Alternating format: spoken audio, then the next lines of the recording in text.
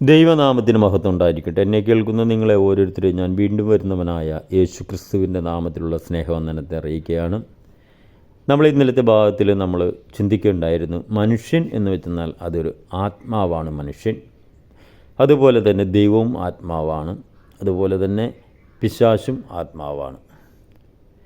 അപ്പോൾ ഒരു മനുഷ്യൻ ദൈവാത്മാവിനാലാണ് നിയന്ത്രിക്കപ്പെടുന്നതെങ്കിൽ അവൻ്റെ സ്വഭാവത്തിലുള്ള വ്യത്യാസവും, എന്നാൽ പിശാചിൻ്റെ ആത്മാവിനല്ല നിയന്ത്രിക്കപ്പെടുന്നതെങ്കിൽ അവൻ്റെ സ്വഭാവം മറ്റൊരു രീതിയിലുള്ളതായിരിക്കുമെന്നതിനെക്കുറിച്ച് ചെറുതായിട്ട് നമ്മൾ ഇന്നലെ ഒന്ന് ചിന്തിക്കുകയുണ്ടായിരുന്നു. ഇനി നമ്മൾ ഇന്നലെ പറഞ്ഞതുപോലെ തന്നെ പിശാചിൻ്റെ നിയന്ത്രണത്തിലായിരിക്കുന്ന ആത്മാവിൻ്റെ സ്വഭാവം എത്രമാത്രം കഠിനമായിട്ടുള്ളതായിരിക്കും, എത്രമാത്രം ആ മനുഷ്യന് തന്നെ ദോഷം ചെയ്യുന്നതായിരിക്കും എന്നുള്ളതിനെക്കുറിച്ചും നമ്മളിന്ന് ചിന്തിക്കാൻ പോവുകയാണ്. അതിനു മുമ്പായിട്ട് ദൈവാത്മാവിനാൽ ഒരു വ്യക്തി നയിക്കപ്പെടുമ്പോൾ ആ വ്യക്തിയുടെ സ്വഭാവം എങ്ങനെയുള്ളതായിരിക്കണം എന്നുള്ളതിനെക്കുറിച്ച് നമുക്ക് വിശുദ്ധ ബൈബിളിലൂടെ ഒരു വാക്യം വായിച്ച് നമുക്കൊന്ന് ചിന്തിക്കാം. ഇത് ഇപ്പോൾ നമ്മൾ വായിക്കാൻ പോകുന്ന ഈ വചനവാക്യം ഇത് യേശു സംസാരിച്ച വചനവാക്യമാണ്. അതായത് ഈ ഭൂമിയിൽ ദൈവരാജ്യം കൊണ്ടുവന്ന, ദൈവത്തിൻ്റെ രാജ്യം ഈ ഭൂമിയിൽ സ്ഥാപിക്കുവാനായിട്ട് വന്ന യേശു തന്നെ സംസാരിക്കുന്ന ഒരു വചനവാക്യമാണ് നമ്മളിപ്പോൾ വായിക്കാൻ പോകുന്നത്. നമ്മൾ ശ്രദ്ധിക്കണം, ഈ വചനവാക്യം വായിക്കുമ്പോൾ ഇതിൽ നിന്നും ദൈവത്തിന് മനുഷ്യരാശിയോടുള്ള സ്നേഹം എത്രമാത്രം വലുതാണ് എന്നുള്ളതിനെക്കുറിച്ച് നമുക്ക് ഈ വചനവാക്യത്തിലൂടെ മനസ്സിലാക്കും. അതുപോലെ തന്നെ മനുഷ്യൻ ദൈവാത്മാവിനാൽ നയിക്കപ്പെടുന്നൊരു മനുഷ്യൻ, ആ മനുഷ്യൻ്റെ സ്വഭാവം എങ്ങനെയുള്ളതായിരിക്കണം എന്നുള്ളതിനെക്കുറിച്ച് യേശു കർത്താവ് നമുക്ക് നൽകുന്ന ഒരു തിരിച്ചറിവ് നമുക്കുണ്ടാകുവാനായിട്ട് നമുക്ക് നൽകുന്ന ഒരു വചനവാക്യം കൂടിയാണ്. അതായത് ദൈവം സ്നേഹമാണ്, നമ്മളിൽ നിന്നും മറ്റു മനുഷ്യരോടുള്ള സ്നേഹം എങ്ങനെയുള്ളതായിരിക്കണമെന്നും കൂടി ഈ വചനവാക്യത്തിലൂടെ നമുക്ക് ദൈവം വെളിപ്പെടുത്തി തരുന്നുണ്ട്. നമുക്ക് ഈ വചനവാക്യം ഒന്ന് വായിക്കാം. അതിനായിട്ട് നമ്മൾ വായിക്കുന്നത് മത്തായിയുടെ സുവിശേഷം 5-ാം അധ്യായം അതിൻ്റെ 43 മുതലാണ്. അവിടെ ഇങ്ങനെയാണ് എഴുതിയിരിക്കുന്നത്: കൂട്ടുകാരനെ സ്നേഹിക്കുക എന്നും ശത്രുവിനെ പകയ്ക്കുക എന്നും അരുൾ ചെയ്തത് നിങ്ങൾ കേട്ടിട്ടുണ്ടല്ലോ. ഞാനോ നിങ്ങളോട് പറയുന്നത് നിങ്ങളുടെ ശത്രുക്കളെ സ്നേഹിപ്പിൻ. യേശു പറയുകയാണ്, നിങ്ങൾ നിങ്ങളുടെ ശത്രുക്കളെ സ്നേഹിപ്പിൻ. ഇതാണ് ദൈവരാജ്യത്തിൻ്റെ നിയമവ്യവസ്ഥ.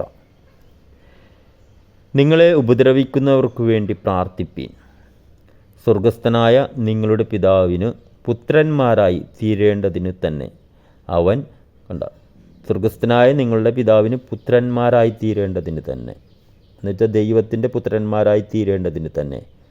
എന്നിട്ട് അവിടെ എഴുതിയിരിക്കുക, അവൻ ദുഷ്ടന്മാരുടെ മേലും നല്ലവരുടെ മേലും തൻ്റെ സൂര്യനെ ഉദിപ്പിക്കുകയും നീതിമാന്മാരുടെ മേലും നീതികെട്ടവരുടെ മേലും മഴ പെയ്യിക്കുകയും ചെയ്യുന്നുവല്ലോ. കണ്ടോ, നിങ്ങളെ സ്നേഹിക്കുന്നവരെ സ്നേഹിച്ചാൽ നിങ്ങൾക്ക് എന്ത് പ്രതിഫലം? കണ്ടോ, ഞാൻ പറയുണ്ടായിരുന്നു, ഈ പിശാചിൻ്റെ നിയന്ത്രണത്തിലായിരിക്കുന്ന മനുഷ്യൻ മറ്റുള്ളവരെ സ്നേഹിക്കുകയും കരുതുകയൊക്കെ ചെയ്യും. കാരണം അവൻ സ്വാർത്ഥ താല്പര്യങ്ങളുടെ നിവൃത്തിക്ക് വേണ്ടിയിട്ട്, അവൻ്റെ താല്പര്യങ്ങൾ നിവൃത്തീകരിക്കപ്പെടാൻ വേണ്ടിയിട്ടുള്ള സ്നേഹമായിരിക്കും.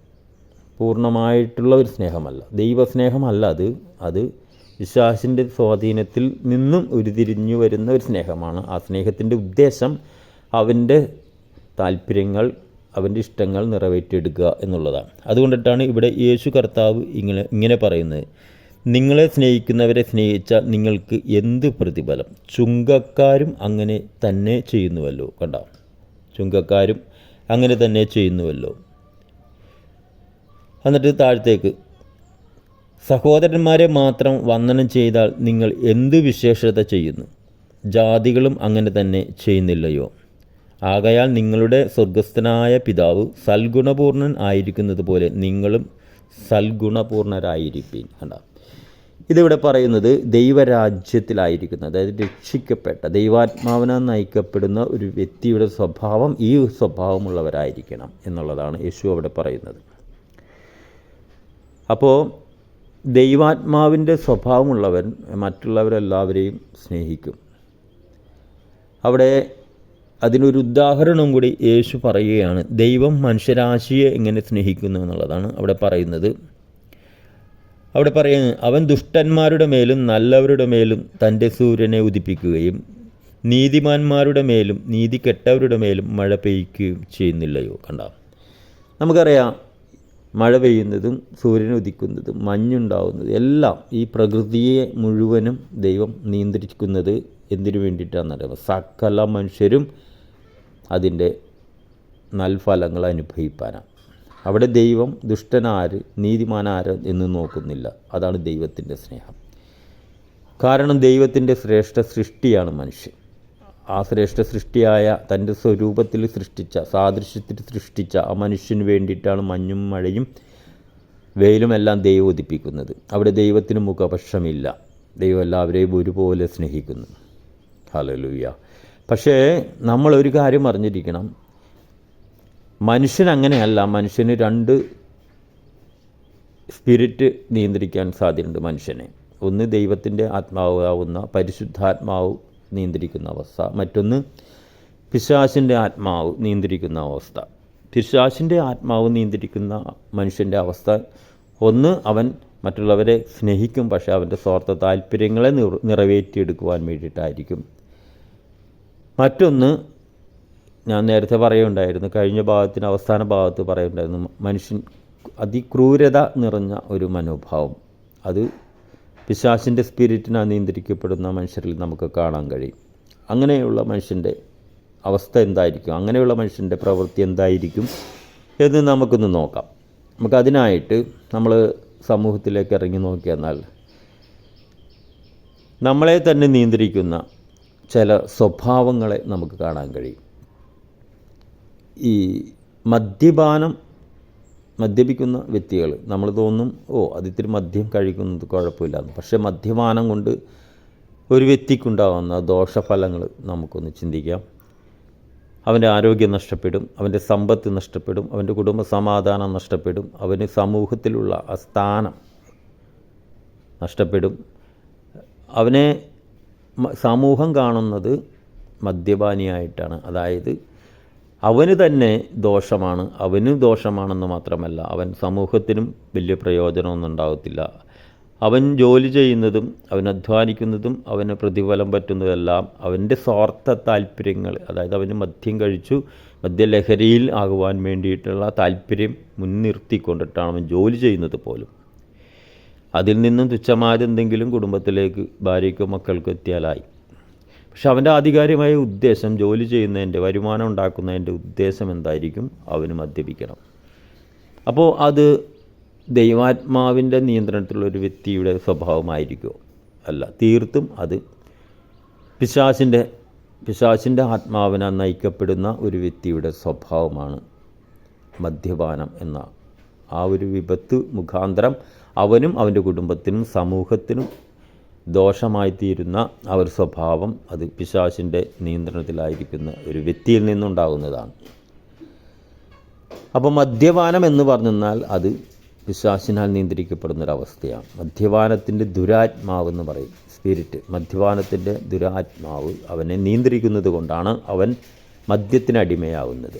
അതുപോലെ തന്നെയാണ് ഒരു മനുഷ്യനിലുള്ള പുകവലി, ദുശ്ശീലങ്ങൾ, മറ്റുള്ള ലഹരി പദാർത്ഥങ്ങൾ ഉപയോഗിക്കുന്ന ദുശ്ശീലങ്ങൾ, അതുപോലെ തന്നെയാണ്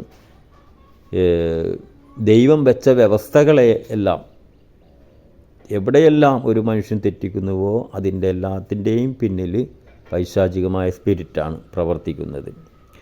ഇന്ന് ഈ സമൂഹത്തിലും നടക്കുന്ന എല്ലാ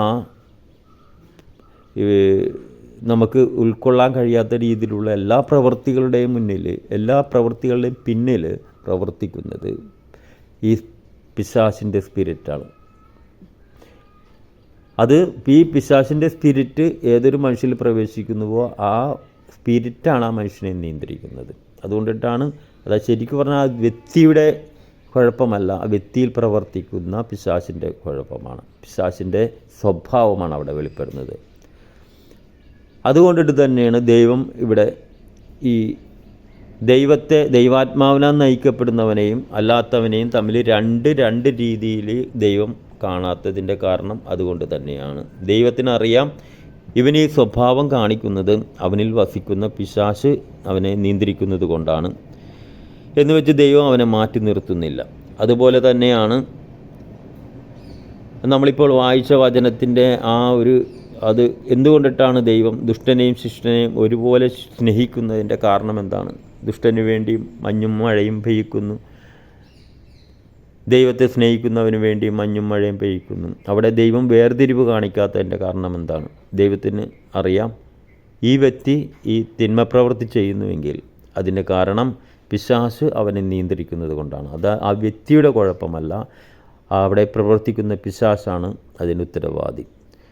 അതുകൊണ്ട് ദൈവത്തിന് തൻ്റെ സാദൃശ്യത്തിലും സ്വരൂപത്തിലും സൃഷ്ടിച്ച മനുഷ്യനെ രണ്ടാം തരക്കാരനായിട്ട് കാണാൻ കഴിയത്തില്ല, സ്നേഹിക്കാതിരിക്കാൻ കഴിയത്തില്ല, കരുതാതിരിക്കാൻ കഴിയത്തില്ല. ദൈവം സ്നേഹമായതുകൊണ്ട് ദൈവം ആ വ്യക്തിയെയും സ്നേഹിക്കുകയും കരുതുകയും ചെയ്യുന്നു. അപ്പോൾ നമുക്ക് ഈ ദൈവത്തെ സ്നേഹിക്കുകയും ദൈവാത്മാവിനാൽ നയിക്കപ്പെടുന്നവരായിട്ടുള്ള നമ്മൾക്കും ഈ കാഴ്ചപ്പാടുണ്ടായിരിക്കണം.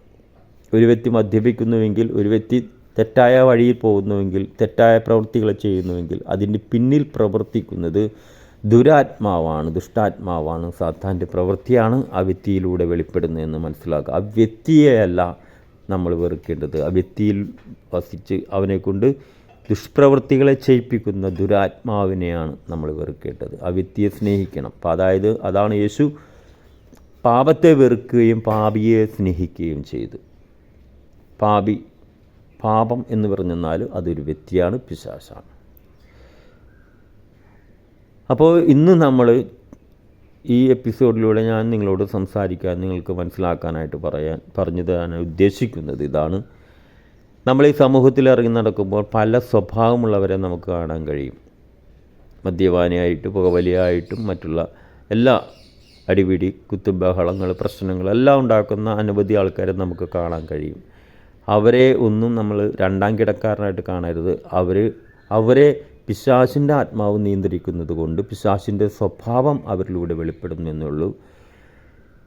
അവരെ നമ്മൾ ദൈവം മക്കളാണെങ്കിൽ, ദൈവാത്മാവിനാൽ നയിക്കപ്പെടുന്നവരാണ് നമ്മളെങ്കിൽ അവരെയും സ്നേഹിക്കുക, അവരെ ചേർത്ത് നിർത്തുക, അവർക്ക് വേണ്ടി പ്രാർത്ഥിക്കുക. അവരോടും ക്രിസ്തു മുഖാന്തരം അവരുടെ ജീവിതത്തിലെ വിടുതലുണ്ടാകുവാൻ, വീണ്ടെടുപ്പിൻ്റെ അനുഭവങ്ങളുണ്ടാകുവാൻ വേണ്ടി യേശുക്രിസ്തു മുഖാന്തരമുള്ള ഒരു പാപമോചനം അവർക്ക് ലഭിക്കാൻ വേണ്ടി, അവരുടെ അവസ്ഥക്ക് മാറ്റം വരാൻ വേണ്ടി സ്വർഗസ്ഥനായ പിതാവിനോട് നമ്മൾക്ക് പ്രാർത്ഥിക്കുക. അങ്ങനെയുള്ളൊരു സ്വഭാവം നമുക്കുണ്ടായിരിക്കണം.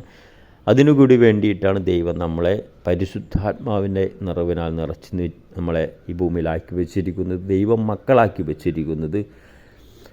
ആ ദൈവ മക്കളാണെങ്കിലോ ദൈവം മറ്റുള്ളവരെ സ്നേഹിക്കുന്നത് പോലെ സ്നേഹിക്കുവാനും കാണുവാനും നമുക്ക് കഴിയണം.